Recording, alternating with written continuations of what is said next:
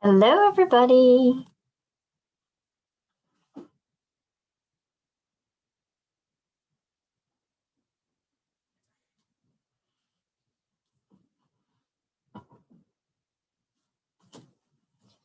Excuse me. Hope everybody's doing okay today.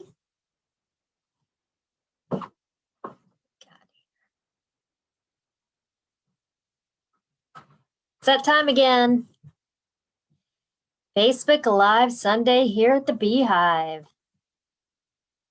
So welcome. I hope everybody's doing great today. It's Sunday, so it is time to learn some stuff, right? It's learning time. Yay! So I'm just watching everybody check in here. Hope you're all doing well. If you have any questions today about something you're working on, let me know. I'm going to show you how to hoop and stitch on a baby onesie today. But I know I had some other questions that I want to address. Some border, or how to use the border function on the Solaris, some tips and tricks there. So if you have any questions, just post them up and I'll get to them a little bit later. And yeah, so I hope you all are doing fantastic today. So we didn't meet up last week. It was Valentine's Day. And so I decided to take the day off. I spent half of it with family and the other half with my husband. So that was fun. And yeah, you set an alarm. All right. Yeah, I hope you all are doing great. All right. Okay, so welcome. If you are a new member, welcome to, hey Ronnie, welcome to Forever BB Louise Sewing at the Beehive. This group is basically my love child. I love this group, and it's all about education. That's what we're here for. We're here to learn, and we're here to learn from each other. And there's so much great support out there, especially in the world of sewing. So I'm one of the many people who can help you with anything that you need out there. I am a baby lock educator.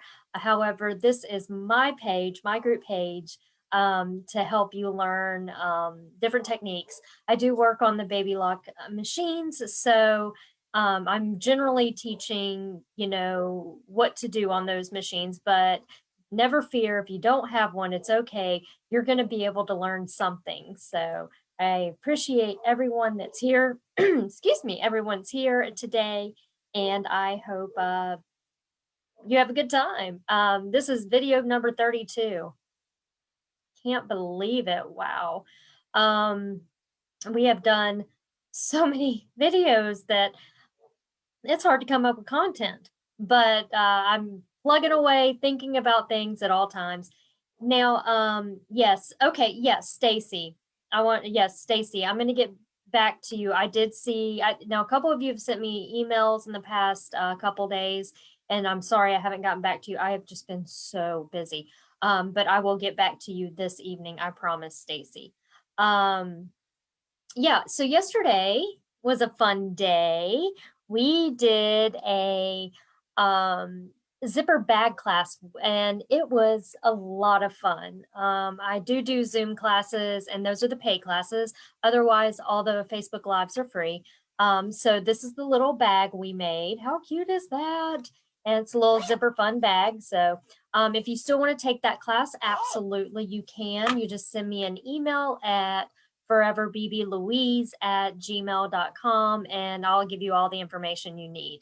What I do generally for my pay classes is we'll do the class via Zoom, and then I save that video and I invite you to a private Facebook group where the videos, directions, and all that will be there for you so you can watch forever, which I love.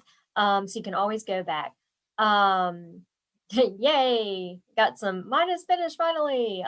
So I'm so glad those of you came. Thank you so much for coming, and thank you all for supporting me. I really appreciate it. And so yeah, today I want to talk about something that, many new embroiderers, when they start embroidering, they want to learn different things. And a lot of things that we want to embroider on as new embroiderers is clothing. So the easiest one to start with for me is like a onesie, because it's a little piece of fabric. It is a weird hooping. However, it can be done. I mean, we can almost embroider everything or anything, excuse me. And, I say put embroidery on it if you can. If you can monogram it, I'm a Southern girl. If you can monogram it, let's monogram it. And let me apologize if y'all hear Lacey barking in the background. Sorry, her daddy's not home to help keep that down. She's having a little fun in the back there.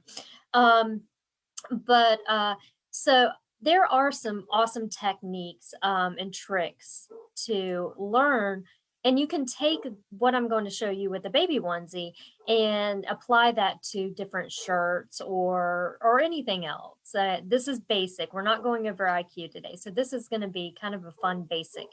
And let's see, yeah, I've got like a 6-month-old size onesie I'm going to work on. Now, there are some great onesies out there. I mean, generally any of them you can embroider on. I'm going to say all of them you can embroider on. But I do know, and I don't have one yet, but I do know that Kimberbell makes these amazing ones where they completely open up. But for me showing you what I'm going to show you today, it defeats the purpose just in case you don't have one like that. So, especially if you're going to do a shirt or something like that. The other thing is we'll talk a little bit about stabilizer when it comes to doing clothing, and maybe doing a jersey material. And so we'll talk about that, and do a little baby bit of designing on our machines, because even if you don't have a baby lock, you can still, I'm assuming that you can still do combining of designs on the screen. And, so I'm going to show you how we do it, and it comes out great. So let's see. Hey, Mama. My mama just signed on. Let's see. Thank you, Nikki and Laura. We had a good time yesterday. And Cindy. All right. Allison says she has used the Kimberwell Bell ones and they're easy. So yeah, they are. They're so smart. It's like so smart. Why didn't someone else come with that up with that? That was genius idea, what Kimberbell did. And then so I think what we're going to do is just kind of just jump on over and get started. So I'm going to start with marking it and hooping it, and then we'll come over and do the design work. What I am going to use is a baby onesie. I am going to have my stabilizer, which I'll talk about in a moment. I'll have a topper. Yes, a topper. And some other little items. So let's go ahead and switch over to there. I actually got it set up. It looks kind of good. Hopefully it doesn't fall. I've got my camera up high. All right, y'all. Everybody cross your fingers and hope it doesn't fall, the camera. Okay, here we go. I'm going to switch on over. Oh, yeah. Keep forgetting you can push buttons to do this. All right, there's my little baby onesie. And I'm sure that if you've been on my group for a while, you know who I'm going to be making this for. My beautiful niece recently had a little baby boy, and his name is MJ. And so what better way to do a baby onesie than to, I'm reclipping my microphone, is to do one for MJ, right? I have some cute little designs. I'll talk about the designs here in just a little bit that I'm going to use. But let me turn, make sure I can see everything. All right, so I can see you guys. There we go. I can see all the questions. Julie, awesome. Post a picture. Yes, I'm recording. Thank you, Dory. That's so sweet. I really appreciate it. Okay, so here's my baby onesie. And the design I'm going to do roughly is going to be about 2 inches. So I need to kind of take that amount into mind. If I was doing something that was 5 inches, you want to keep that in mind. But since we're doing 2 inches, we're going to work off of it, off of measuring for that 2-inch size design. So if you had a 5-inch, a 6-inch or something, you'd kind of do kind of the same thing. But since mine is so small, like I said, I don't even know if it's 2 inches. It might be closer to 1.5 inches. It's really cute though. So what I want to do is I want to go ahead and mark my onesie. And this is just how I do it, guys. Remember, when I show you something, I am not the end all be all. It's just something that I like to do. I am going to first take and fold over my onesie. And this helps me get the center of my onesie. And you can match it up. You can match up the little arms, the little baby parts, and just kind of, I finger press. You can press with an iron. You can, really do it however you like. And I'm just going to give it a good little finger pressing there so I can visually see it. Now, I'm not quite sure if you can see it on screen, but I can see my little finger pressed mark. Another way you can do it is to take a ruler, and this is roughly what I'll do is I'll go from armpit to armpit. But we got to remember, things all the time aren't really made, equally, or perfectly. And what I'll do is go, okay, from here to here, that's a 10.5 inches. But my center mark is lying on my 5-inch. That's just kind of odd. So I'm going to go back and check that. Okay, so I'm going to do this again. I'm going to just come back here and check that just by refolding. And maybe I didn't fold it good enough because it actually visually to me looked off. So you can always do a couple different ways to check things. And let me refold and look. That's a little bit better, but yeah, that's a lot better. And I can see my second fold line is more in the center. So it's just kind of playing with it to see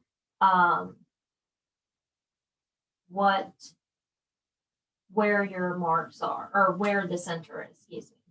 And so if I had from here to here 10.5 inches, ideally I want to make a point at about 5 1/4. So I put a little dot there just so I know. Now this is a wash away marker. So I know it's going to go away. So if I'm happy with that placement, the first thing I'm going to do is lay my ruler down, and I'm going to think about how big my design is. So if it's 5 inches, I want to basically figure out, okay, if I do a 5-inch design, or this is 4 inches, excuse me. If I'm going to do a 4-inch design, that would lead me right up to the collar. So what I may want to do is bring down the design about 1/2 inch, and that would aesthetically look better, right? Or if I was going to do 2 inches, I know 2 inches is from here to here. Again, I'm a visual girl. So if I bring that design down about 1/2 inch, I'm going to measure with my fingers here, there's my 2 inches, and I'm going to come down about 1/2 inch. That may look a little better for what I'm doing because it's so small. So I think I'm happy with that. And what I would want to do is go, okay, since my design is 2 inches and I'm bringing it down a 1/2 inch from the neck, and we always want to do it below the, I guess we can call this binding in this, I'm not sure what garment things are called. This little neckline right here, I'm going to go 2 inches, and what is half of that 2 inches? And that 2 inches and half is basically at the, what, 1.5 inch mark. Am I right? Let's see. This is 1 and this is 1, yes. So I can take and put my little dot right there. And now I know that's going to be my crosshair point. So I am going to draw a line. And then I'm going to come back, and on that little crosshair point, I'm going to draw another line. Now, I'm not really great about the math part of this. That's why I say I'm more of kind of a visual person. Don't do well with math. Ask my boss. I can't, if we're working on something, thank you, Martha. If we're working on something and it involves math, she knows. She's like, she has to run for the hills because I'm like, what? Okay, so what I'm going to do now is open it up. So I opened up the little diapery part down here. And what I'm going to do is take it now and flip it inside out. Okay. So now I've got it inside out. Let me shake it out. And what you probably may not be able to see is I can see my crosshair through this. I'm just going to put a baby dot right there, just to give me an idea of the center of where my crosshair is. Now for what we need to do this. So what I like to use for baby onesies is, depending on the stitch count, I know mine is a very low stitch count because, like I said, the design is teeny tiny. I'm going to use 1 layer of a no-show mesh type of stabilizer. So it's a lightweight cutaway, and it's almost see-through. It's really, really nice. And what I'm going to also grab is my 505 spray. I like this adhesive spray, particularly because this one does not gum up your needle. And the consistency of the tack on it is about that of a Post-it note. So it's not like super duper sticky.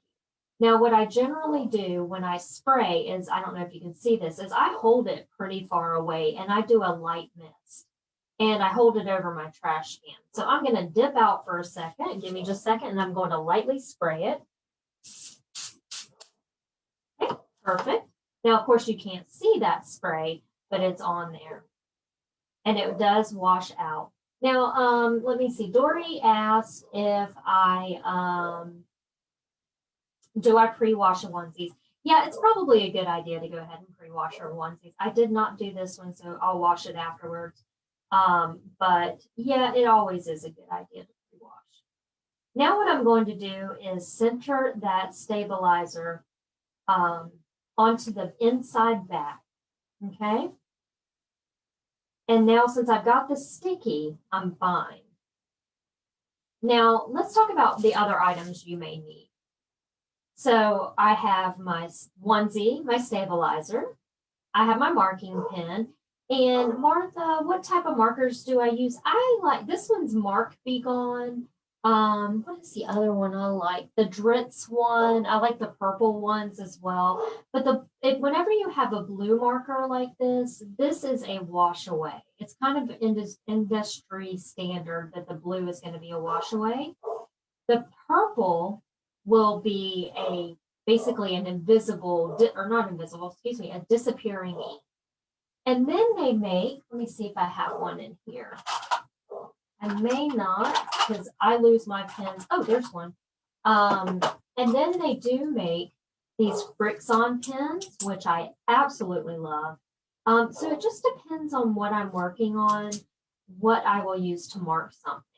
Now for dark fabric, you can't use any of these. So what I use is I love these Choco liners, these Clover Choco liners for dark fabric. These are fantastic. You can refill them. They're great. And it literally just goes, you just dust it away. It's amazing. So I'll need a marker. I'll need that. I am going to use a piece of wash away topper. This is just to protect my fabric. I am also going to use a fusible interfacing on the back when we're completely done. What I'll do is cut out a piece of this, just a very small piece, just to completely cover the embroidery. And the reason why I'm going to do that is because when the embroidery sits on baby's delicate skin, it might scratch, or not scratch, but irritate the skin. So when we're done, I'll take a little chunk of this and just press it to the back. I'll kind of cut it almost to the same shape as the design. And that way it'll cover it up and won't itch baby's skin. All right, so now what I want to do is I am going to grab my hoop.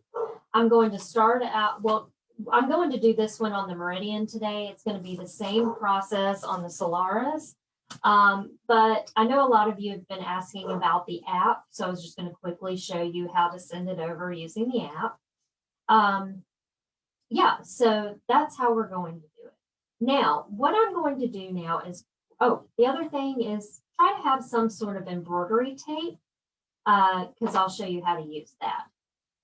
Okay, so what I'm going to do is open up my hoop. And I'm going to lay the baby onesie on there like I was going to do a regular embroidery. What? Really, Anna? Yep, I'm going to do it.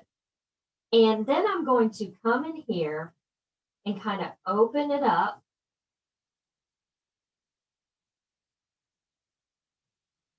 And slide my hoop in there. And I know it's kind of hard to see, but maybe if I start this way, maybe if I start with my hoop first, that would be better. And what you kind of have to do, and it's hard for me to show you inside because it's kind of, you're having to be right up on top of it, is you kind of have to visually kind of set it up to where it's in the center, or we can always grab our grids, right? I should have grabbed one. Let me grab one of those. If I can find it. I try to keep everything together.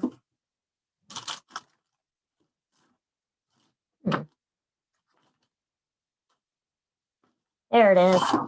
Oh, no, that's the wrong grid. I'm sorry. Guys, give me a second. I'm just looking for my little grid here. That's the big one. That's the big one. Well,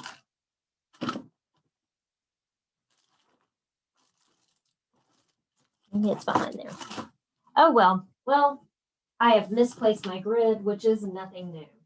But that's okay, because what I can do also is if I'm going to use the app for placement, I can kind of fix everything. But what I want to do is you can see right in here, you can see my crosshair. And embroidery hoops generally will have markings on them. And so you want to try to at least align the markings up with the crosshair.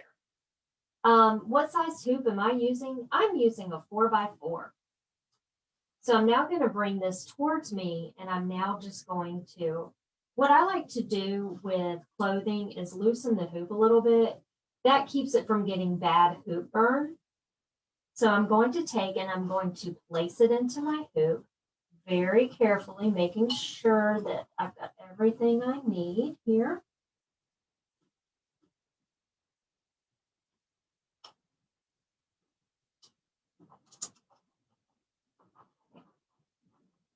And I'm just going to kind of check it. So you can see what happened there is I placed it in the hoop, and you notice that the collar is not all the way up. I'm fine with that because I've got stabilizer that's going to hold it in right there. Always want that stabilizer there. Okay, well, that looks pretty good to me. And let me try to stretch it out. So my line looks pretty good. It looks pretty straight across here and all that. The only thing is, if I go to use the app right now at this moment, I can't take a picture of it. So I have to kind of flip this stuff like this in order for the machine, or excuse me, for the app to read. And let's do this. Hopefully it'll read it. I just got to get it flat enough. There we go. These little markings right here. So I'm going to kind of prop it up like that. I'm going to wake up my machine, and I'm going to pull the first design on. There we go. It's a little dinosaur. He's really cute. And I'm going to grab my iPad so we can take a look at the app.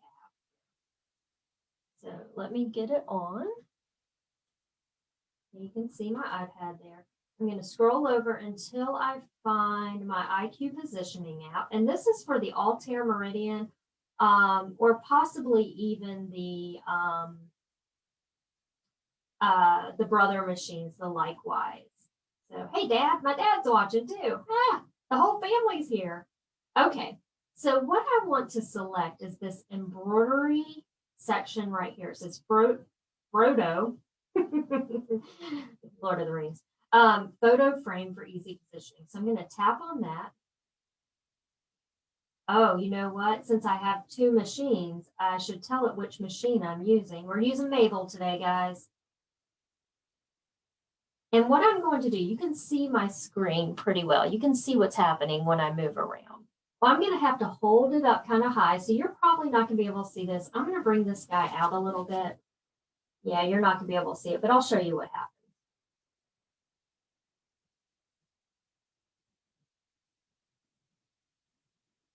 Let's see.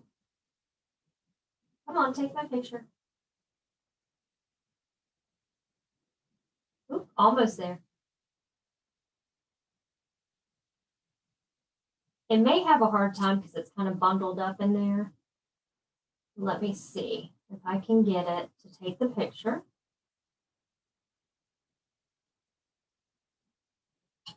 Okay, so let's see if I can get it a little bit flatter. Of course, Carolyn, thanks for coming. Okay, so I got it a little bit flatter, so I'm going to see if it'll read it now. And what it should do is count to 3 and take my picture.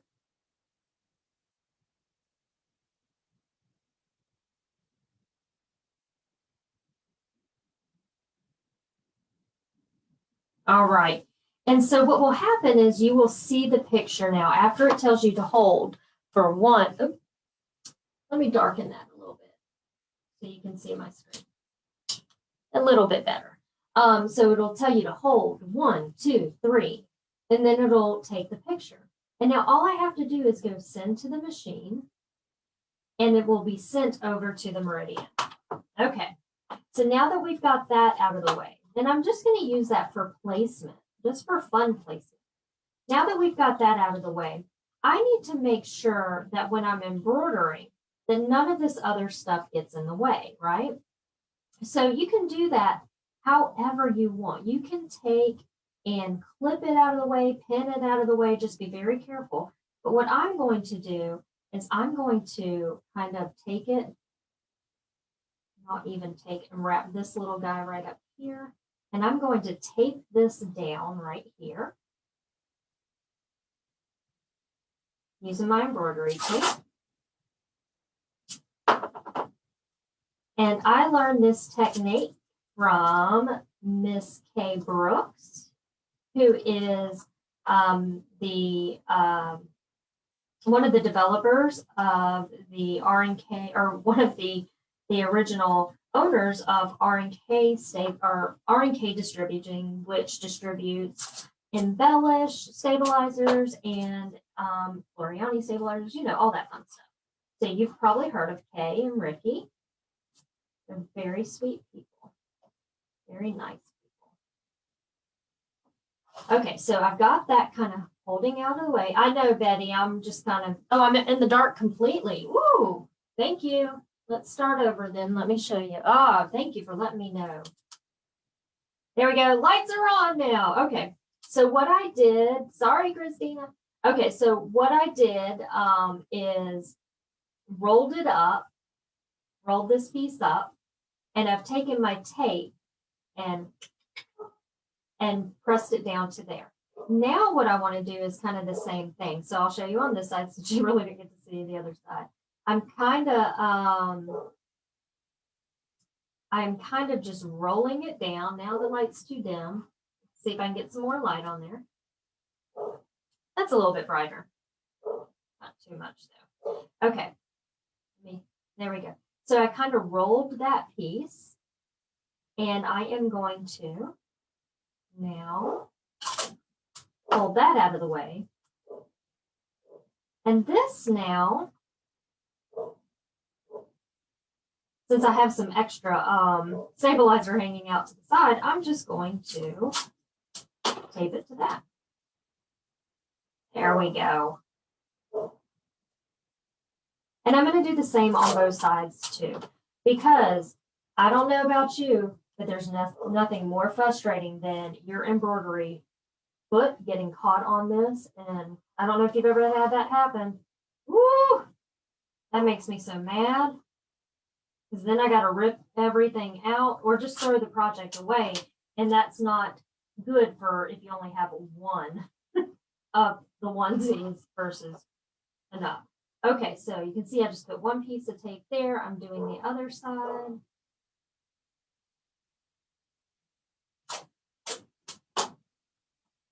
And we'll put a piece there just to hold it out of the way. And there we go. Now I've got plenty of room for my needle, or excuse me, my foot to move around and for it not to get caught. And it's just all hooped, you can see there. And I sent my picture over to the machine, so I think it's time we should travel over to the machine.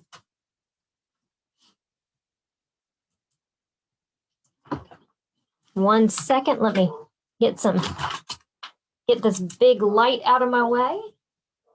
I swear my dog is on it today. She is just barking up a storm.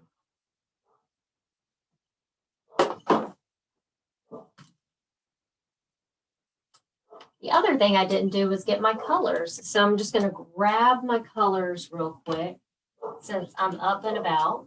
So I think we're going to do a green and orange and blue dinosaur. How cute would that be? All right, I'm going to cover the camera because I'm going to be moving you. I don't want anybody to get nauseous. All right, there we go. So let me get you all into, yeah, look how bright that one is. And I'm going to turn it upside down. So there we go. And let's lighten that because I don't want to hurt your eyes, right?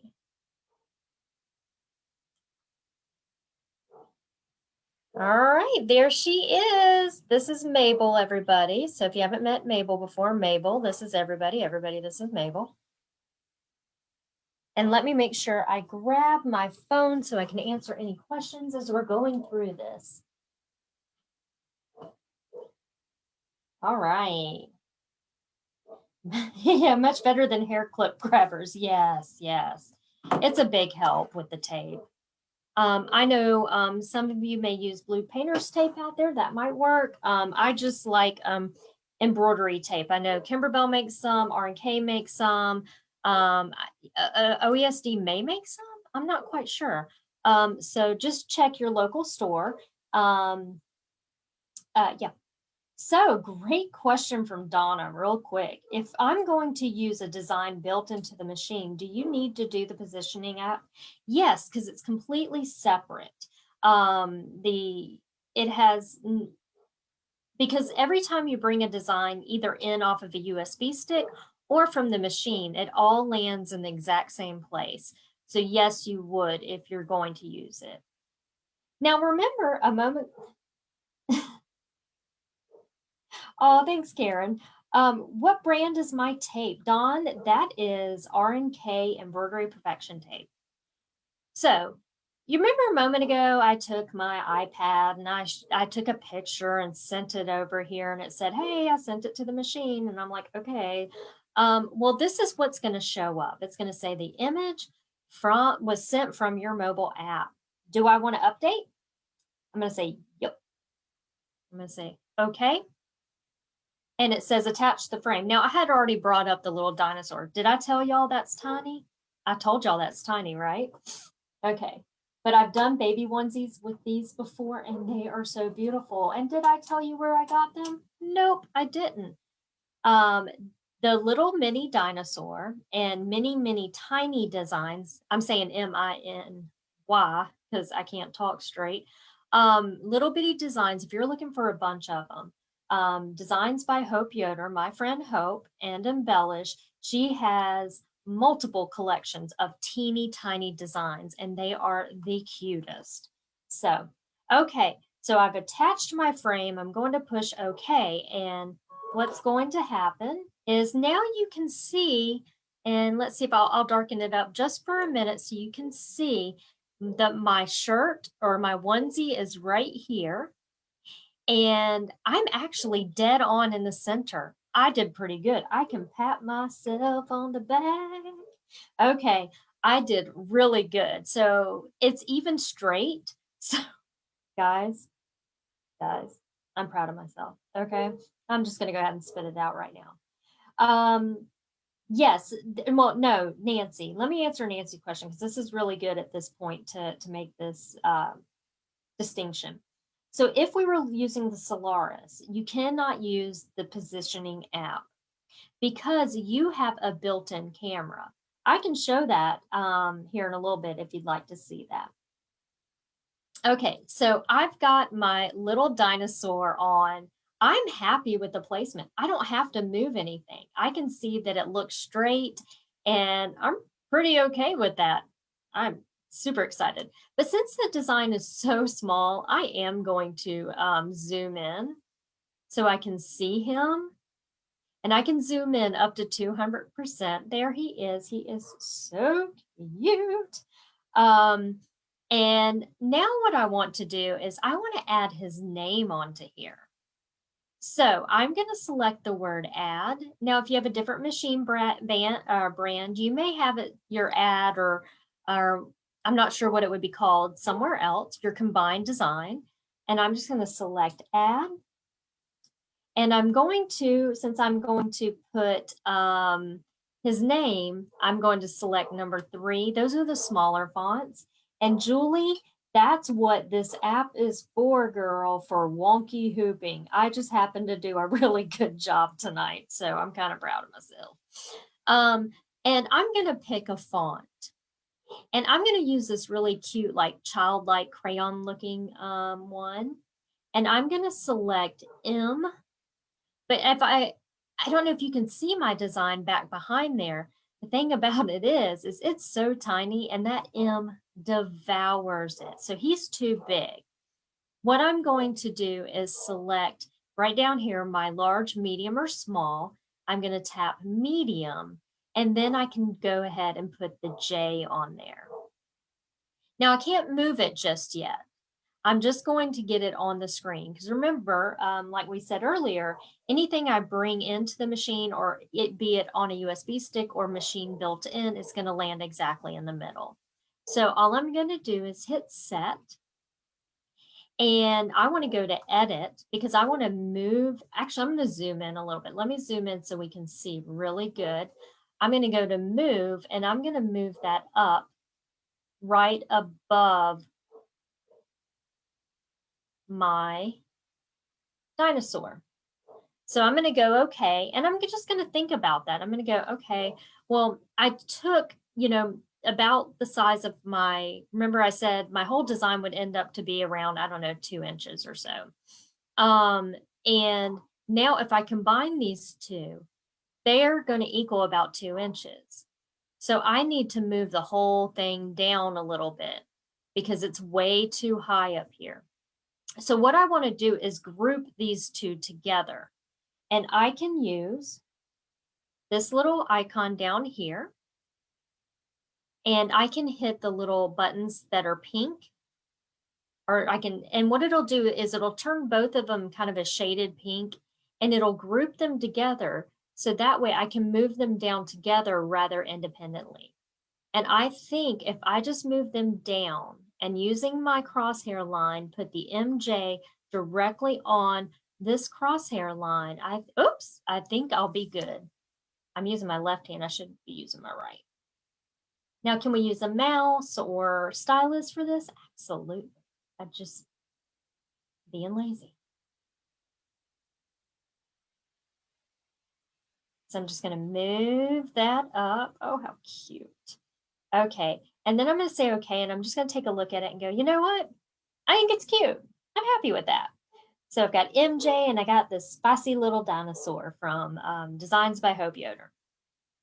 Now what I'm going to do is ungroup them by tapping this button. And it, wait, no, there we go. Let me see if I ungroup. Oh, I'm sorry. That was actually keeping them more grouped. I'm going to ungroup them by hitting the select button because I want to select the dinosaur because maybe I want to see what he's going to look like when I choose my colors. So I have a bright green, a bright orange, and a blue. So I'm just going to double check and see if I like it. And I'm going to select my color chips. And I can see up here that I am selecting his body first. So I'm going to go down and look for a green, bright green. Tap it again, Anna. Ooh, bright green. Ooh, that's cute. The second color is more like a red. So I'm going to go, I'm sorry, yeah, but I want it to be orange. Ugh. So I'm going to tap orange. Cute. And the last color actually, I think is his little eye. So his dinosaurs have eyeballs. So I'll just put that as a blue just because I've got the colors. All right. And let's zoom in and take a look at this little cutie. Oh, I love him. Love it, love it, love it, love it. MJ, I probably will do the blue color. So let's go take a look at this. What was that? Where's that at? Okay. So if I scroll down to blues, I can't remember which one I chose. I want to do the same one. Maybe it was this one. There we go. I'm going to do the same color right here. So the MJ will be in the dark blue. Cute. I don't know about y'all, but I'm loving it. Okay, so now all I have to do is, because I'm happy with everything, is I'm just going to embroider it out. And it'll just take a couple minutes. So I'm going to select embroidery. And I am, y'all, just going to use a regular 75 needle. You can, and I'm sure you've heard your local shop preach needles, and you listen to them here. Yeah, they definitely know what they're talking about. And the reason why I'm not going to do a jersey needle tonight is, number one, I don't have one. But I don't feel bad about that because I have a piece of wash away stabilizer that's going to help protect the fabric a little bit more anyways. So I don't feel really bad about it, and it should be fine. And I will tell you a secret, since I worked in the commercial embroidery business for a while, they don't change their needles when they're doing jersey shirts. You didn't hear that from me. I will deny it, even if this is played back. Okay, So I've got my piece of wash away stabilizer, and this is just to help protect the fabric. And I'm going to lift the foot up and I'm going to slide it underneath. And I can tape that down if I like, but I didn't bring my tape over here, so I'm not going to worry about it. But I am going to start with the first color. I'm always going to cut my thread at the top and pull out its natural progression and thread my machine with the green. So this actually, guys, is only going to take a full 2 minutes to stitch because everything's so tiny. So bear with me. It's 2 minutes, and I will, while it's stitching, I will go back and check for questions.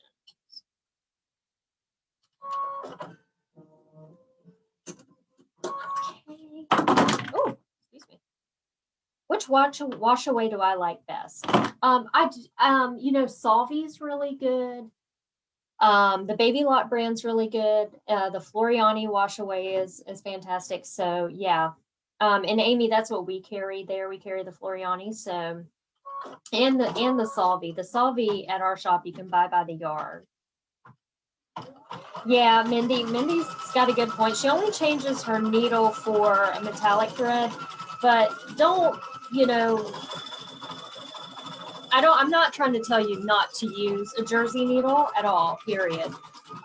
Like I said, I just don't have one in house, but since I always are, you know, on stuff like this, I use a wash away topper anyways to protect the fabric.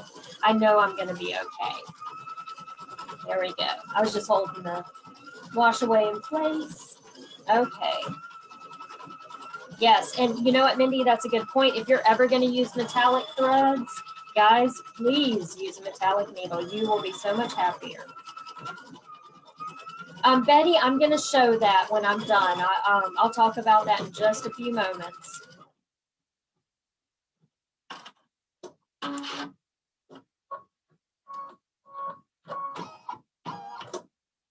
Okay, so that's my first part. I told you this is quick. I'm going to now do the little orange part that says spikes.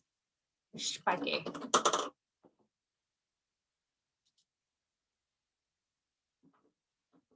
going to quickly change my, whoa. Had an escapee. 1 second, guys.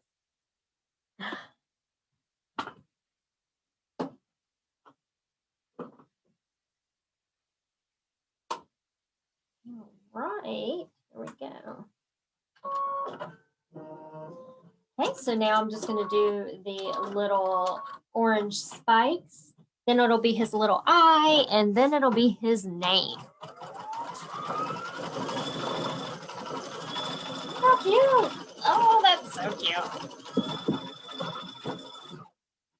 I love these baby designs. They are just, amazing. I remember one time someone asked me to make something and I grabbed one of Hope's mini designs or tiny designs, and it was the Eiffel Tower. She has one that's a little baby Eiffel Tower, and the little girl's name was Eleanor, and I arched it over the tower. It was so stinking cute. So Marie, that is a great question. So with it, if memory serves me right, if it's over 10,000 stitches, yes, you would want to do that. Sometimes, depending on what you're stitching on, and there's such a lot of gray area on that.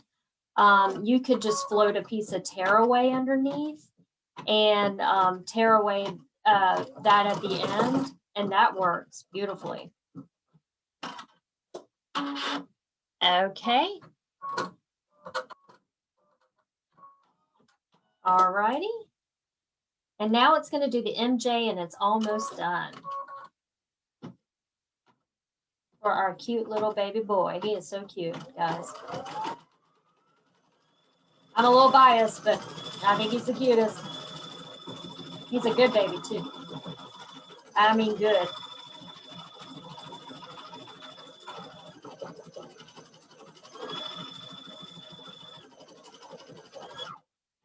So there's my M, and now the J. And see, something like small little ones you can do like this, guys, take no time at all. Absolutely no time at all. Now what I'm going to do is go ahead and move the camera over. This is done. I'm going to put it back where it was, and that way we can talk about what we're going to do next with this baby onesie.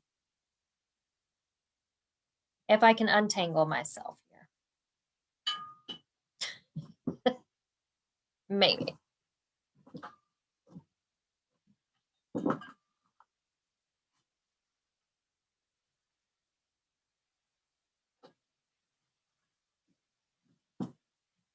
Now I am covering the camera only because I don't want you to get nauseous.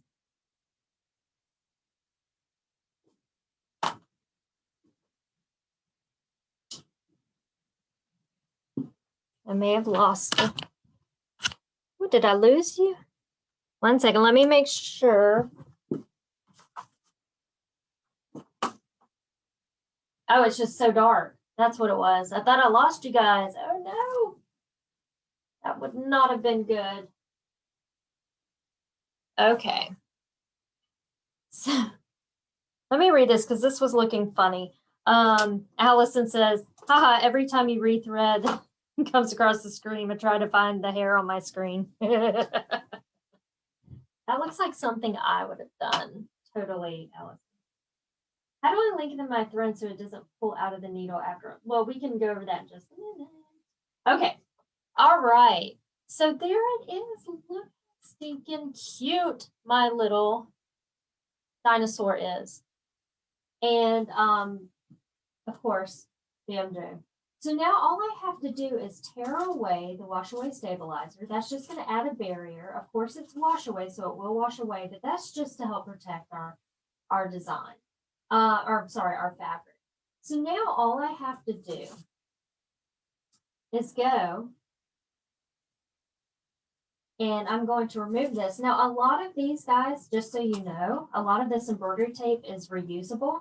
So I'll just kind of stack it on top of each other, and I can reuse it later. It's reusable until the sticky goes away. Let me grab this here. Grab this here. How do I arc the letters? You can go through that. Okay. All right, so now let's get this out here, and let's just flip it inside out just to take a look at it first.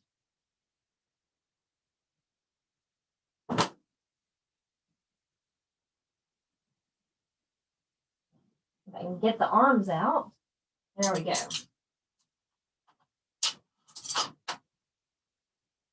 Look how cute that is. Adorbs. So now what I'm going to do is I am going to flip it back to the wrong side. And I'm going to start trimming away the stabilizer. And I'll show you my technique for trimming. I've got to clean up the little threads there. Let me grab these. Okay, so when you're trimming away stabilizer from the back of something, you want to be very careful. And what do you want to be careful of? You want to be careful of this. You don't want to cut that, right? So it's best if you kind of cut where you don't see, or where you the fabric is on top, and you get kind of close to it.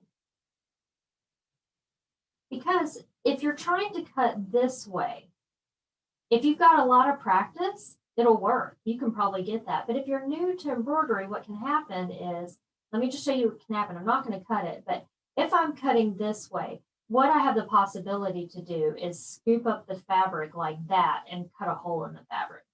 So you want to just kind of cut it from the, I guess the underside of the stabilizer is what we'll call that. So my scissors are on the top of the stabilizer, and just go very slowly. Now I didn't use tearaway because number one rule, if you wear it, don't tear it. Okay, There we go. And since I cut it close, you don't see a big hunk of the stabilizer hanging out here, right? Okay. The other thing is if you have something really, really white and you really, really are concerned about seeing the stabilizer through because this is a cutaway, it's going to stay there forever. The best thing to do is get a beige color cutaway. And they do make that. Now, after I'm done with this, I won't do this right now, but after I'm done with this, I'm going to trim these and then I'm going to take something like a fusible webbing. And there's also something, oh, I can't remember what it's called, dream something, but that's a fusible webbing. I meant fusible interfacing. You want something that's soft in front of that's going to be on top of baby's skin because that might get kind of itchy. So what I want to do is take a piece of this and I'm going to kind of judge it a little bit, judge it on the shape, and just kind of, because it's more, this is kind of like an oval shape, the whole design. So if I might have cut this too small. What I'm going to do, oh no, that's almost perfect. What I will do is take this and fuse this over the embroidery. So now that is nice and soft on baby's skin. So one side is fusible, and this one is Shape Flex by Pellon. Dream Weave is really nice. It's really soft. There's also another one called Dream Something. I cannot remember the name of. Saved my life, and I can't. It may be made by OESD, and it's a real nice lightweight. The other reason why I don't want to do this right now in front of you is because I want to make sure I get this line out first by spraying some water on it and letting it dry, because I don't want the heat of the iron to set it. Tender Touch. There we go, Renee. Thank you. Tender Touch. Dreamweave Ultra. Yes, yes. There's two. Thank you, guys.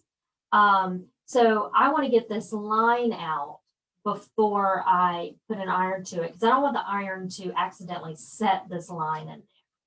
So, but otherwise, wasn't that really easy? And especially if you're a new embroiderer, you could really have a lot of fun making these for your friends and family and really, get a lot of practice out of it. So I'm going to flip the camera around to me.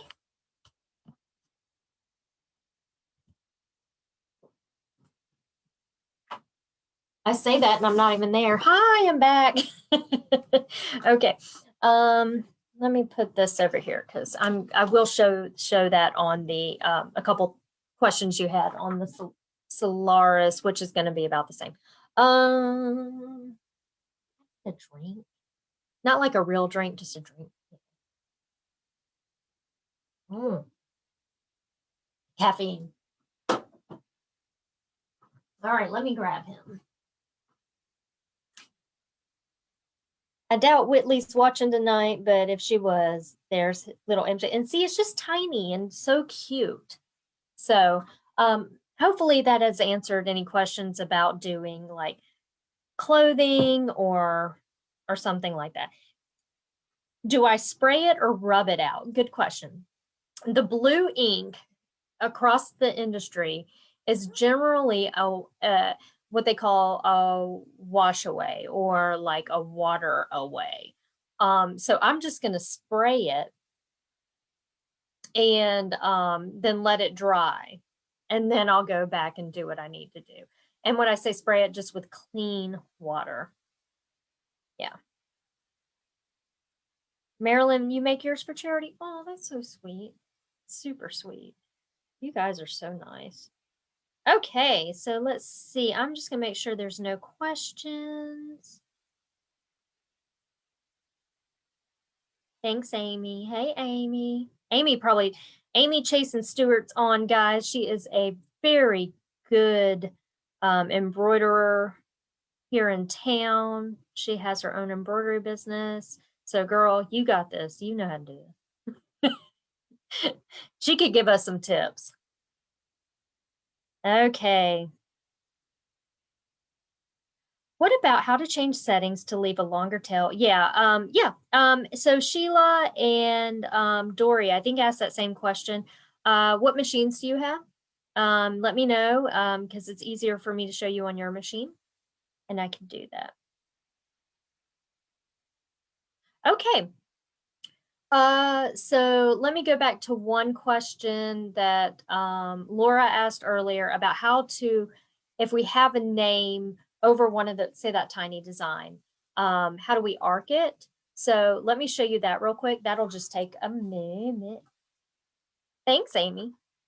So we got Altair and Solaris. Okay, they should be about the same. Okay.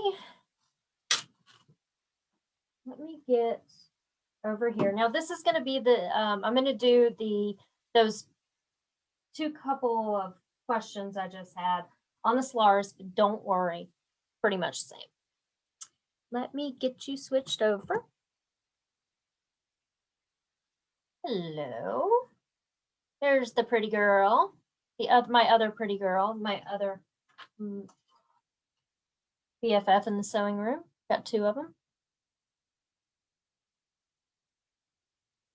Okay. All right. So let me answer Laura's question real quick about how to arc a name or something or a word. So if let me see, I know these have a really tiny design, and I'll show you what I meant about what I did. It's this one, right? One of these. Sorry, I know that's speeding fast. Okay, I got a squirrel on screen, and I wanted to put someone's name up here. We'll use Laura since she asked the question. So I want to put Laura up here, but I wanted to arc it around the squirrel. How do I do that? Well, first I'm just going to add the name, and I'll go to my smaller letters, and I'll pick a font. Let's do this one right here, and I'll go Laura. Okay, and there it is. There's her name. And what I'm going to do is move it up on the design. Now, let me go back to something. If I choose a font or I choose to make a word, I can do all the arraying and everything here at this point. But the thing about it is it's in the center of the screen. It's not where I would want it to be. So I hit set before I really change anything. Because I can do all the editing on the embroidery screen, and I'd rather do it in there because if I go to edit and I go to move, let's say I wanted to move it up and kind of arch around the squirrel here because he's kind of rounded. He's so cute. And I want to array it. And what array means is basically I can make it a shape. I can go to the T for text. And now these options are right down here. So I've got size, array, spacing. I can even say, you know what? I don't like that font. What would it look like in this font? What would it look like that? Well, what would it look like that? I think I'm going to go back to the first one. So you can really play with that. But if I wanted to arch this, I'm going to select the word array. And I have a few different options. So I can make it go at an angle. Is that okay? That's pretty cool. Need to move camera. Okay. I can see it on my screen. Can y'all not see it at all? Okay, well, there we go. Okay, and with this one at a slant, I can actually take these buttons and press and hold and watch what happens. So I can make it go the other way. Right now it's going to look like it's about to join up, and this is taking forever, but you know, details, right? But I can make it go where the L is on top and slant it down that way. Can't see the bottom at all. Oh, okay. Let's see. Yeah, I'm just working right here. So let's see here. Let me go. Let me go back a little bit so you can see my bottom. That should be better. Okay. All right, there we go. Okay, so if you didn't see where I was selecting, I apologize. So let's go back. We're going to the word array. I got y'all. Got y'all, guys. Okay, so I'm going to select array. And that one was the little slant. But this one right here, thanks, Jacqueline. This one right here, if I do touch this is going to give me that arc. How cool is that? And then I can play with the arc down here just by going like this. I can make it really round or kind of subtle. I can play with it. Isn't that cool? Oops, let me go back to that. The other one is these are more rounded. So that's going to give you more of a round. Now this one flips it the other way. And the same thing with this little arc right here. So you have some options to play with words and your fonts. The spacing is exactly what it is, what it means. So I can space out the letters to separate them out a little bit more, or I can bring them in. It won't let it only lets you go in so far, but I can bring them in together. And so basically, yeah, you can go in there and have a lot of fun with your words and with your phrases, your quilt labels or whatever, and just have a lot of fun with that. So hopefully that answers your question, Laura. Okay, so let me jump in here real quick and see if I remember where to do the thread thing. If not, I might have to get back with you guys because just trying to remember when it cuts the thread. It might be in the sewing part.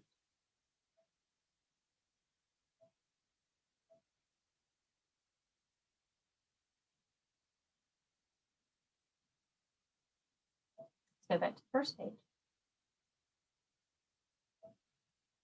But I do know there's a way to do it that height, dual adjustment, stitch page, reinforcement, endpoint.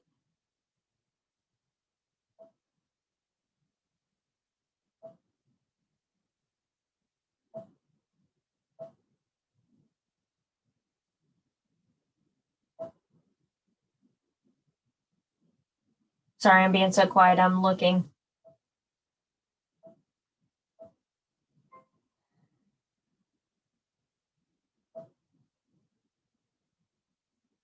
Aha!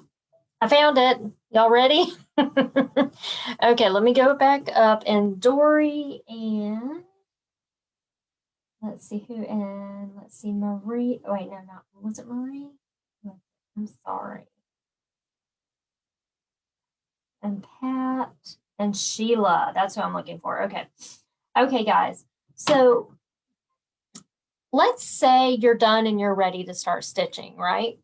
And you're going to go to embroidery, but you want to lengthen the way how long the thread is that it wants to cut.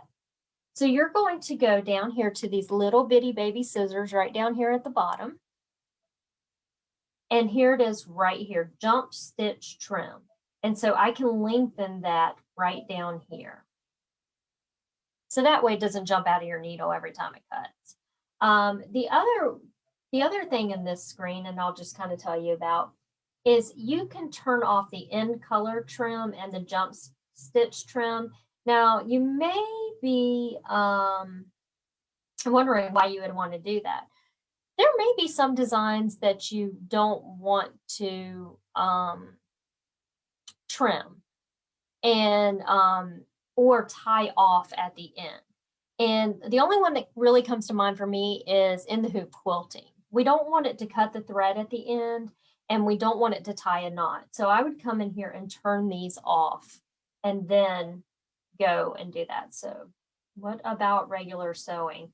Dory, I'm not quite sure, because I didn't see it in the settings. It could, let me write that down. It could be something that I look up though. I'll look through our manuals and see if I can find it. Give me just a second. I want to write this down because I will forget. As y'all know, Anna's very forgetful. Okay, so, but that is a great question. So, trim length and sewing. Okay, perfect. All right, what else have we got today? Yes, Marie, it is the same. That would be the same.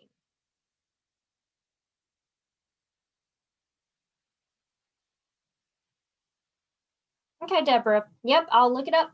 I'll figure it out. Okay. All right, so let me switch back to me real quick.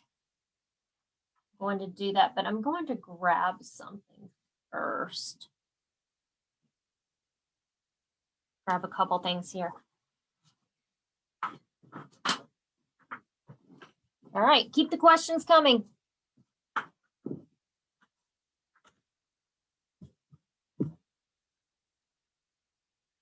Thank you, Lisa. Can we make the length longer on all embroideries? Are you talking about, if you're talking about what I just showed, Marilyn, yes, you can. All right, let's switch back to me. Hey, I'm back. Okay. Okay, one question I had was about the, and this is going to be a Solaris question, is about the, like permanently, I'm not quite sure, but I can find out. The border function, and this is a Solaris thing, or if you have the Brother Like machine. And basically what that is it is making borders that continue around. So I know, I think my light is way too bright for this. Let me see if I can get a little bit better lighting on that for you. I turned off my overhead, so that's just a sample of my embroideries. But what I mean by that, can you see this right here? So that is a built-in function into the Solaris. It's really, really cool. Now, can you do that without the built-in function in the Solaris? Yes, because you can buy pre-made borders. But the deal with the one in the Solaris is it does all the calculation for you, which is super duper cool. And the question was how I'm not joining up, or I'm not getting exactly everything to meet. So what can I do in that instance? So I just wanted to kind of give some pointers on that. Dory, how big can the border stitch? The one in the Solaris, I think it's 3¼ but you can do, wide is like 3¼ or 3½, but length you can do up to a king size quilt. So I'm just going to kind of jump into that, and we're going to do a little bit of faking because I don't have any fabric hooped up for this, that we're going to fake it until we make it, right? And I'm going to go to embroidery. Oh, wait, you have no idea what I'm looking at, right? Okay, well, let's do that. All right, there we go. I'm a little scatterbrained today, so just bear with me. I had a haircut. Maybe that cut off some of my little whateverness today. Let's make that a little brighter. Can I? Okay. So, good question. Okay, so yeah, it is, Anna. It's super cool. Okay, so this is a function that is built into the Solaris. However, if you have any other embroidery machine, there are designs out there that you can buy that are borders. And let me show you one. Actually, I have one that's done, that this was a purchase design from OESD. So see that border design right there? Yes, you can do that on your machine. Absolutely. But the feature I'm about to show you in the Solaris is only on the Solaris. So it is just a Solaris feature.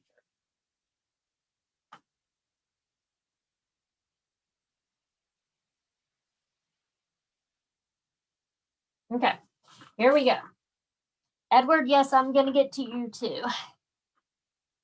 And I'm a big tangle right now. 1 second. There we go. All right. All right, so this feature in the Solaris is right here. And it says Q. And that just means quilt borders. So I'm going to tap on that. This is in the embroidery side. So I'm just going to tap on that. And I'm going to select which quilt border I might want. So let's say we were going to do this little guy right here. It's going to show up. Now, the great thing about the quilt border function is if you have upgrade 1 and 2, you have all of these. You have a second one, which is 2 colors, which look like this, which I really fell in love with. It was a little bit more work. Let me lighten that up so you can see it. So I don't know if you notice, I have pink and purple, and that's not a variegated, that's actually 2 colors. It's so pretty. And with the second upgrade, we now get hexagonal ones. So I did this with the hexagonal ones. I think I need to brighten this up a little bit so you guys can see it. So on this one, guys, I should have done a different color, but you can see the design right there a little bit. So that's really, really worth it to me. So being a quilter, I absolutely love that hexagonal one. Okay, so I'm going to select this one and I'm going to hit OK. Now what I want to do, it's going to ask me a couple questions. It's going to say, how do you want to set this up? If you're doing something that is a complete, basically, it's a kind of almost a complete square and it's kind of smaller, I would use this one, but the type of split I want is the one I want it to do all the calculations. So I'm going to tap this one and it's going to ask me a couple questions. Number one, it's going to ask me, how wide is my quilt? Well, let's just pretend our quilt is 45 inches wide. And I'm going to hit set. And how long is my quilt? I'm going to say it's 60 inches long. Okay. The next question it's going to ask me, and I was wrong, we can go up to 3.94 on the width of the border. So it's going to ask me, thank you, Renee. I know I love this one, Renee. It's going to ask me a question. Here's tip number 1 from Anna. It's going to say, how wide is your border? So basically it's asking me, how wide from here to here is it? And I'm going to measure, and let's say my border is right out at 3, or it's at 3 inches. I'm going to tell you to to type in this number. You're going to type in 2.75. You're going to take off about 1/4 of an inch. That's going to help you so much. So take off about 1/4 inch. So there we go, 2.75 and set, because that's going to give you wiggle room. And also it's going to give you the room for binding. When you're going to do your final binding, or if you have another border you're adding on, it's going to be a big deal. So let me see, I have few things popped up here. I was trying to use the first one, swirls, one corner work, then it went downhill. So you were doing doing a rectangle. Okay, Nancy, got that. When quilting on the meridian, what kind of thread okay, I'll get back to that, Beth. I want to use the border frames on 16 pillows. Yes, yeah, perfect. Okay, so number 1, Nancy, this may help you right here.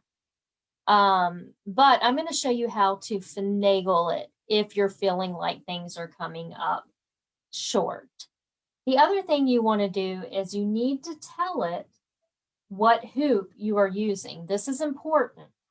So make sure that you are telling it which hoop you're going to use. So if I'm going to use, I don't know, let me see if it'll, just so I can grab something. No, it won't let me go down to my 5.7. My 9.5 by 9.5. Then I want to tell it that. Okay, so make sure you do that and then hit next. And now what it's going to do is it's going to tell me what's going to say, hey, this is what you told me, how big the quilt is. These are the pieces that are going to be, you're going to be stitching out throughout the whole quilt. But there's going to be a total number of 32 pieces. Okay, well, I know that. That does not mean I'm going to be hooping 32 times, depending on which size hoop you use. It just means you're going to have 32 different stitch outs. And it actually goes really quick. So the other thing you can do down here is you can tell it that you want it to have a single stitch or a triple stitch. You can have a really thick, chunky stitch or a single stitch. You can even come in here and change it to the color of your thread. And why would you want to do that? Well, let's say I was doing a white border.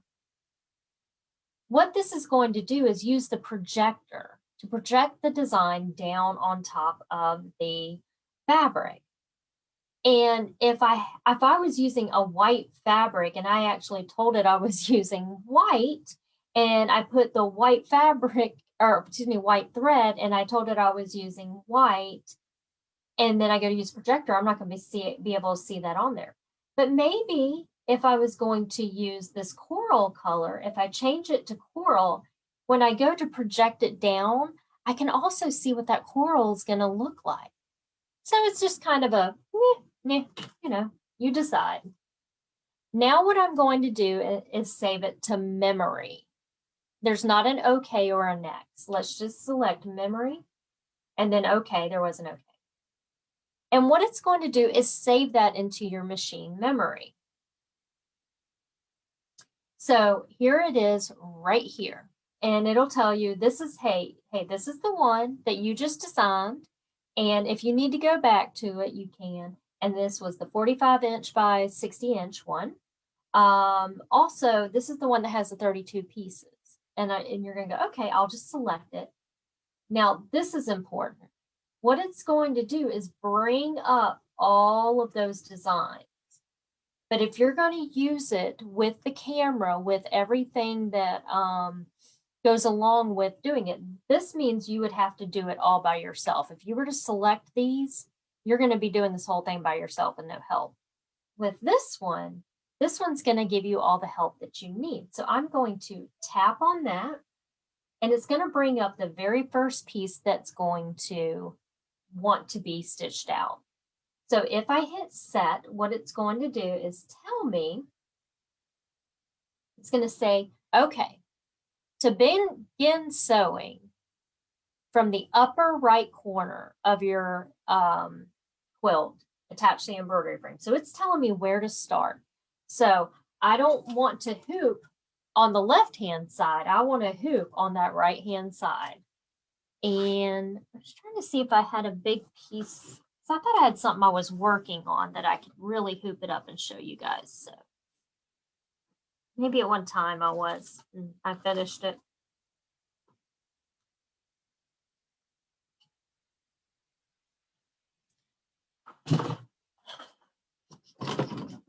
Ooh, let me drop these. So I want to be able to show you what it looks like. So we'll just, golly, that's not going to help any.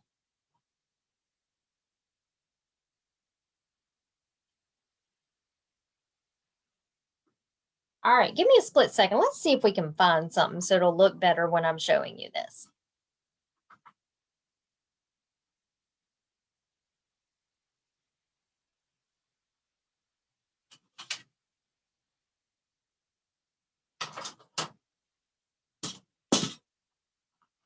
Aha, I found something.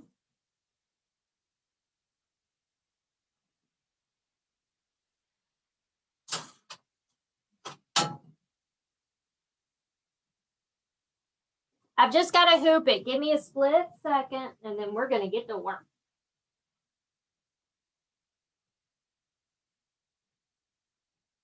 Maybe.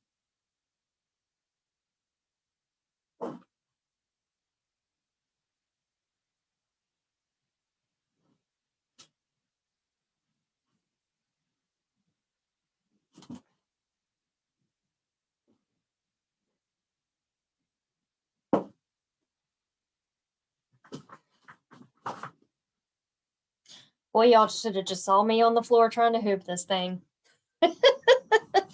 Okay.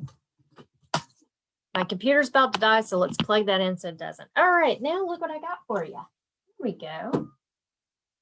Let's kind of put this under the light so you can see what I've got. So this is kind of a faux one. It has everything printed on there, but at least I can show you what's going to happen. So this is, let's say, my border. And it wants to start up here in this right-hand corner. So I'm going to slide this on.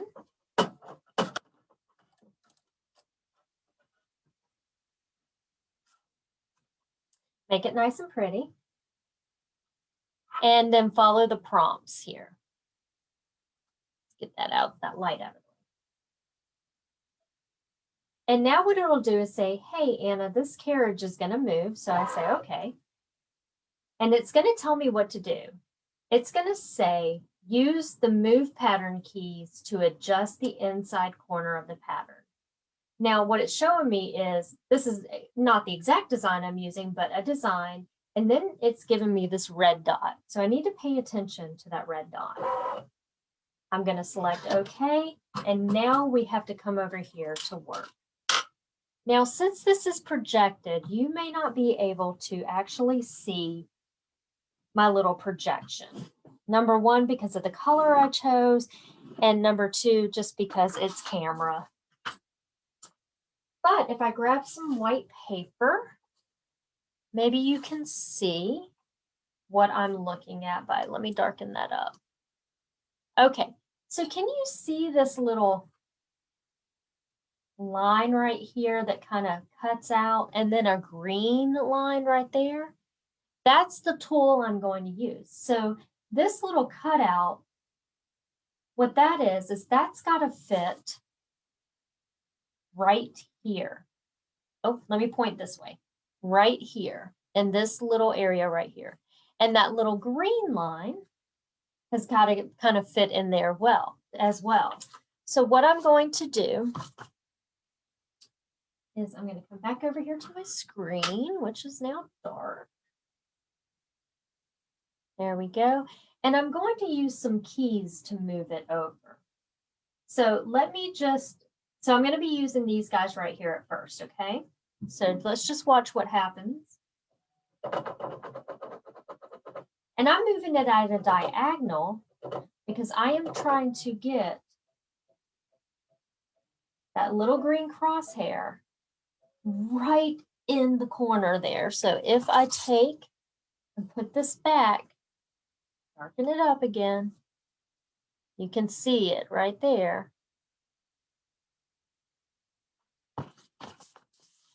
So now, all I have to do is push OK. If I think I got it exactly where I want it, which it looks pretty good to me, I'm going to push OK.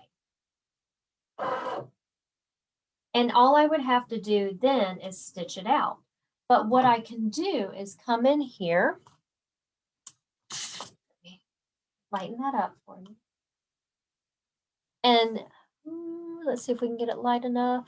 Okay, I know you can see the rainbow, but can you see the design now? It's showing me exactly where it's going to hit. And what I can see on my screen, which is probably making you sick, and you can see it a little bit there, is it's going to start right on that line, do the stitch, and end right there. To me, that's fascinating. It's showing me exactly what's going to happen. I think that's so cool.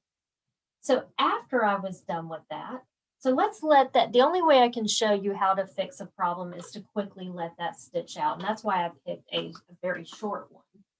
So let me quickly just let that one stitch out, because generally it's not the first one that has the problems. It's the other, all the rest of it. You can go all the way around the quilt and everything be good until something weird happens, right? Well, let's show, and see, I should have turned off the cuts, but I'm gonna rip this one out anyway. So, woo, look how good that is. That made it just right inside. Perfect.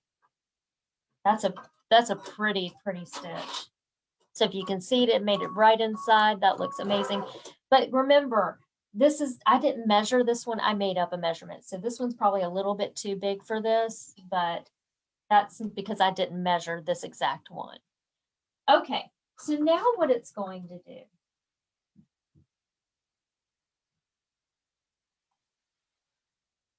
is tell me, hey, Anna, we finished the first pattern. Are you ready to move on to the second one? I'm going to say, okay. And what it's going to do, if it needs me to rehoop, first it's going to tell me to rehoop. But with this one, it's telling me I don't need to rehoop. But what's going to happen is it's going to say use the rotate keys to adjust the angle of the pattern while keeping an eye on the points around the pattern. So that means this point. So I'm going to select OK. And you see how it's way down here? Now, another thing you can do, Nancy, if you're still on here, is sometimes what I go ahead and do before I mess with anything is I turn on the camera. It's okay to use the camera in this instant. So what I'm going to do is scan my hoop. So I turned on the camera, I hit scan, and watch what happens.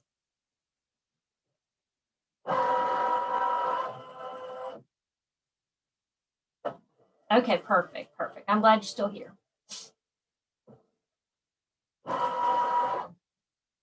Okay. So if we look at my screen, I'm trying to darken it up now. Now it's not going to let me change the colors.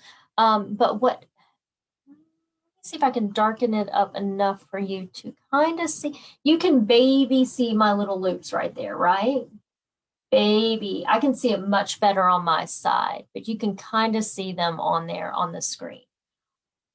If you use that function, that's going to also help you, because what happens is you are using the projector, but I can actually see the whole design on the screen versus just parts of it with the projector, if that makes any sense. So now what I have to do is I'm going to align. Let's get that piece of paper out again.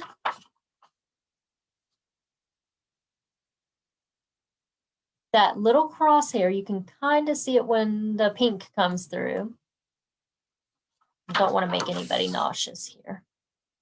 And I'm going to move that over to where the stitch ended just by using these guys. This is an actual a rotate rather than a move. I'm not sure why it's done that way, it just is. So if I move it over just a little bit, oh, it's thinking.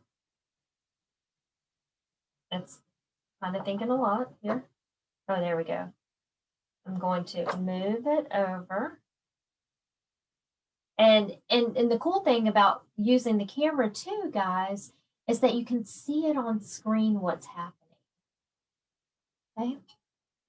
Now let's pretend that I am down at the other corner, Nancy, and you're having problems, and maybe this one isn't reaching far enough. This was the other trick I wanted to tell you about. You can use these guys right here, and what it does is it'll lengthen it. So you can lengthen the design just ever so slightly and try to make it match up. Or you can shrink it down ever so slightly to match it up, if that makes any sense. So it's like taking it and spreading it out a little bit or shrinking it a little bit, because I've had the problem, maybe like you, that I get around to maybe getting close to the last corner and things aren't just quite meeting. So what I would do is use these keys right here to kind of stretch it out, and you can stretch it out pretty good to get them to meet. Or if they're overlapping, you can shrink it, that particular design. Now this will, I can't remember what that does, to be honest with you, so I'll have to do a little bit more research. But these are important right here because this is going to help you get the design where it needs to be. So if I push OK,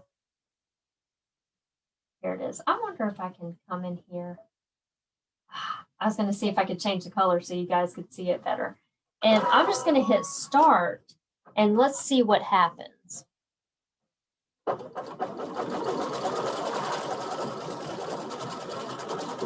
I really didn't play with it much, so I just got it, moved it over where it needed to be moved.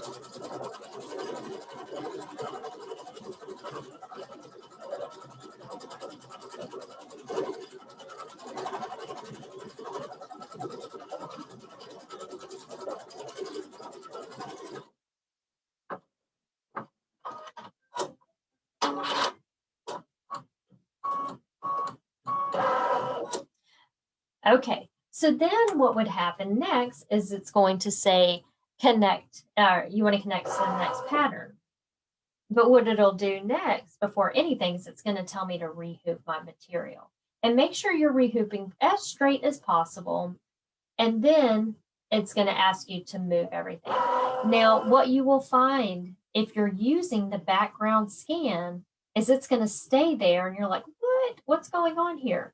You want to go back to your camera and you want to turn the background image off.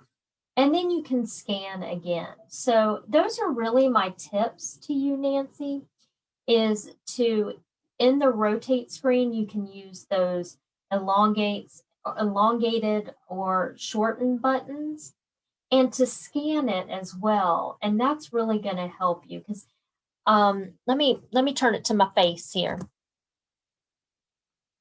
Because let me tell you, this was one of the hard parts of the machine for me to get used to. Because nothing is perfect. Our sewing, even though we try to make it as perfect as possible, is not absolutely 100% perfect. So maybe we have like an 1/8 of an inch wider on one seam than the other or something like that, and things end up not meeting. So it took me quite a few tries and practice, and that's why I made I was practicing when I made this little guy, and I just made squares. And I know it's kind of, the colors are hard to see, but I just made squares. So there's one border function there, there's another border function there, and there's a little one. And that really helped me get used to be able to kind of judge the moving and the elongating and all that. But so the number one thing I would okay, let's just go back through my things. But someone else who is amazing to watch with this, guys, is Mike Johns. He's amazing. Okay, and that's Mama's Boys Design. He does this fabulously. Number one, when you're entering the width of your border piece, shrink it down a little bit. So don't put the full 3 inches in, do maybe 2 1/4. And I think I learned that from watching Mike's video. The other thing is when you get to, make sure your hooping is pretty straight. That's going to help. Use that camera. That's what it's there for, to help you. And then also use that in the rotate area when it tells you to rotate. If you're having problems, use the elongate or the shorten key. So I hope, Nancy, that helped some. Yeah.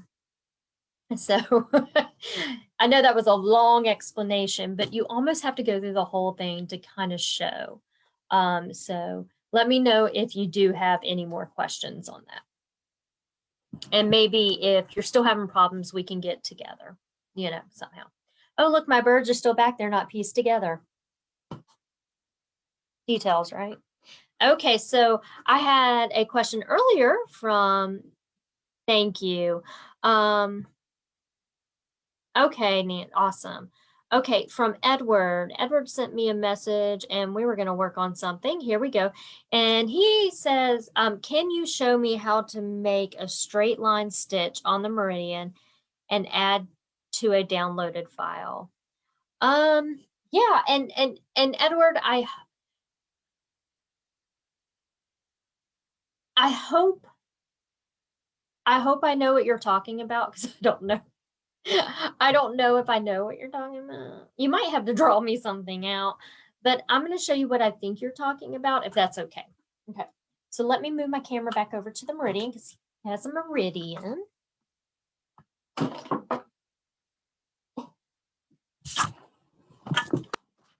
Oh, good gracious. There goes everything hits the floor.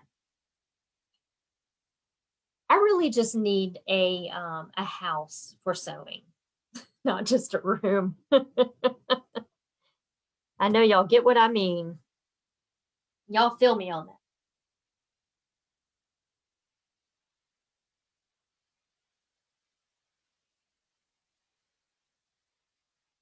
Yeah, Anna Paula has she has a great point, and that's the same thing that I learned from Mike. You can reduce by using that little wide and shortening stitch thing, and it just does take practice. Absolutely, it just takes some time and practice. And like I said, another fabulous resource is join Mama's Boys fan group, and him and Amanda Autry are so good at what they do. They are so good at it. Okay, so hopefully, okay, so Richard, I hope this is what you're asking, because what it sounds like to me is you want to make a straight line of stitching. So what you can do is you're just going to go to IQ Designer. And if you go up to the line properties here and select the little piece of paper, you can use these drawing tools. And I'm going to use the straight line tool right here. And then you can choose a color if you want. But the next thing you want to do is select what type of stitch line you want. So you can do a single line, you can do a triple stitch, you can do candle wicking, you can do a diamond stitch, but we're just going to do a straight stitch here. And let's see, I'll do dark purple just because. And all you have to do is just draw your line. And this line, you can make it as long or as short as you want. Because if you draw the line and then come back and draw a box around the line, the size key will come up and you can change that to whatever size you want. So you can see it's like 8.98 long, and maybe I just want it to be shorter. So don't worry about that 2.55. You just want to worry about the bottom number because it's just a line. So let's say I wanted about 6.5, and then there we go. And now it's a line. It's a stitch line. That's all it is. It's a line of stitches. And then if I push preview and OK, and there it is. So if I wanted to, add another design in there with it, you could. Let's see. So let's check this little guy here. So there we go. So that's all you have to do. And I hope that's what you're asking. If not, I can get with you later. But yeah, you can draw straight lines and have them stitch. I want to make another stitch line to tack down applique. Oh, you want to do applique? That's what you're talking about. Okay, I thought you were talking about, I'm sorry. I thought you were talking. So okay. Okay. Well, I gotcha now. Okay. Okay, now tell me if this is what you're thinking. This is what I think you're thinking, okay? So let's say we had a design and we'll just do the little fishing lure here because he's kind of cute. and I wanted to turn him into applique. You have one of two ways to do that. You can go to edit. It's kind of like making the patches. You can go to edit, select the patch key, and make an applique that way. Or we can do it through IQ Designer. And what you're going to do is with your design on here right now, we're going to go to edit and we're going to select this little flower key. And what you want to do is we're now going to create an outline of this guy. So if you can see him right now, he looks really, really rough. And I don't want that. What I want to do is move the distance away from this little guy a little bit there.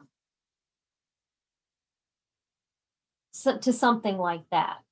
And I'm going to save that to memory. And I'm going to then pay attention to what it's telling me right here. It's going to say, hey, Anna, you're sending this over to IQ Designer right now. And where you're going to find this outline is in this key. So I'm going to say, okay, thank you very much. And then I'm going to go to add. And when I select the add key, it's going to ask me where I want to go. And I'm going to say, I want to go to IQ Designer. And I'm going to go find that that shape that I just made. So it told me to go to this key right here, which is your shapes key. And I'm going to look for that same little flower. And there it is right there. And I'm going to push OK. So now all I have to do is tell this line what to be. So I'm going to come to my line properties, which is right here. I'm going to select the piece of paper.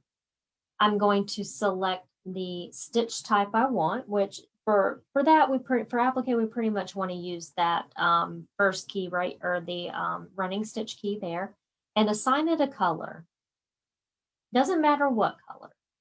And what I'm going to do is then select my bucket, and I'm going to tap directly on the line. And although you can't see it in my screen, it did turn a purple. All right. Then what I'm going to do is select next and preview, and then OK. Now we could consider this our tack down line, right? Or sorry, our placement line. And then what we need to do now is make a tack down line. And let me show you the easiest way to do that. After you hit set and OK, you can see that the outline is right here, right around this little guy. I can just copy that to make the placement line. And all I have to use is this duplicate key. And it makes a second one. So you can kind of see the second one there. But what I'm going to do is, just so I know there's two, is I'm going to change the color of that second one before I move it. And let's see, let's make him bright green and say OK. And now I'm going to move him directly on top of the other one. Now, the thing is here, because we brought the little fishing lure in first, the fishing lure is going to want to stitch out first. But that's not how we want to do it, right? We want to lay our fabric, or we want to have a placement line, lay our fabric down, tack it down, then trim, and then have that finishing stitch. So really what I'm going to do is remove the little guy, our little fishing lure, and I'll bring him back later. So what I'm going to do is arrow until it gets on the little fishing lure. And I think it's that one, and then press delete. And now he's gone. Because what I need to do now is add the final stitching. So the last stitch. So we've got we've got placement, tack down, and then finish stitch. So let's go to add. Let's go to IQ Designer. We're going to go back to that little circle and square. We are then going to select the flower. We're going to get the fishing lure again and select OK. And we're going to change that outline to our finishing stitch. So we're going to go to line properties, And then, you know, most of the time we wanted a satin stitch, but you can have it a single running stitch or whatever you want, but let's do it a satin stitch. And I'm just going to put a pink on it so we can see it good. I'm going to turn on my bucket and tap it. And then I'm going to go next, preview, okay. And there's my little satin stitch. I'm going to hit set, okay. And now I have all three colors. So let me open them up for you so you can see. So this first color is going to be my placement. The second color is going to be my tack down. And the last one will be the outside stitch. So basically, in a nutshell, that's how I can make my own applique. And then I can bring in the design to stitch on top of that. So let's see. Where did I find it? Oh, in fishing. And that would stitch last. And there we go.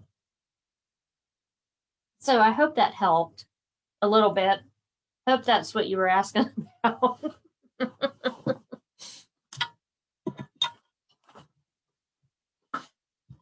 So let me get turned back over to you. And once again, I'll check to see if we have any more questions.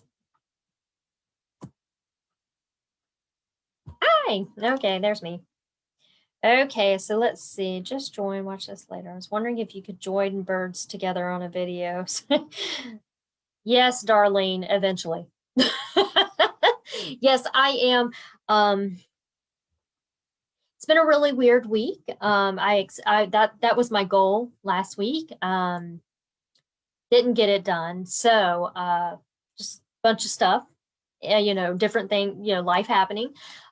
So hopefully I'll be able to work on it by next week and put them together so I can get them quilted, because I'm going to do all the quilting myself, and I'm going to do the borders on the Solaris. I want to do so much with it. And I still got to pick out my border fabric. I want a really pretty batik. So I've got some. Oh, good, Edward. Yay. What kind of thread do you use? Okay. Oh, yes, Beth. I'm coming back to you finally, Beth. Thank you for waiting. What kind of thread do you use to quilt on the Meridian for both top and bottom? So on the Meridian, you can use your embroidery thread, and that is just a-okay. You also can wind your embroidery thread on a bobbin as well. So let me just grab one. If I wanted to use my Floriani thread, I would do that. I would wind the bobbin. Now, but watch your bobbin winding. Now, when you're winding the bobbins with embroidery thread, remember this thread's really slippery. So if it looks the least bit loosey-goosey, and believe me, sometimes it might, take that bobbin off and put another bobbin on and rewind it onto a new bobbin. That way it should get on there tighter, because you don't want to lose bobbin. I just know that's happened, and it's just because embroidery thread is very smooth and slick that it can do that. So I hope that helps. And Beth, I hope you're still on to hear that answer. So let's see. I wish the Meridian had borders. Well, you know, you never know what they're going to do. That's, you know, it's kind of like getting a new car and they have separate levels. So it's kind of like that. But Stacy, you can do your own borders. You can even design. I've done a video where you can design your own quilt borders. It just doesn't have what this has, where it's going to show you where to put it and everything. And also you can buy pre-made borders too, and then use the positioning app to put it all together. It's fun. Okay, I'm just double checking, making sure I have not missed any questions. They may be gone for now. But I will always answer at least. Just join. Oh, wait, no, I just read that. Let's have a class on making boards. Marilyn, I have done it. That there is a video out there. Just go to topics and look all the way through there. Yeah, Beth, make sure if they're loosey like that, rewind it. You can so you'll put your bobbin on, put a spool holder on to hold it, and then put another bobbin on the bobbin spin and rewind it. And I've had that happen to me in the last couple days, and I was like, I'm not happy with this. So I did it, and it worked beautifully. Awesome. Yes, Stacy, so much to learn. Okay, well, I think I've answered all the questions and showed you how to make a baby onesie today. And so I hope you've learned something today. And, always keep those questions coming. Like I said, I may not, if I forget to get back to you during the week, I'll try to answer them on here. And yeah, so I hope you guys have an amazing week. Make sure to post your projects and what you're working on. I really appreciate everybody and your time, taking your time with me to learn some really cool techniques. And you guys are the best. Like I say all the time, I have the best group. I don't care what anybody says. So, y'all have a great week. Remember, shop local, shop small, and I will see you next week. Y'all have a great one. Oh, is there anything special coming up? Nope. Okay. I was just trying to remember. Happy National Embroidery Month. We got a few more days. Get to embroidering. Y'all have a great one, and I will see you all soon. Bye. Oh, you remember it takes me a minute to sign off, so there we go. Okay. Bye, guys.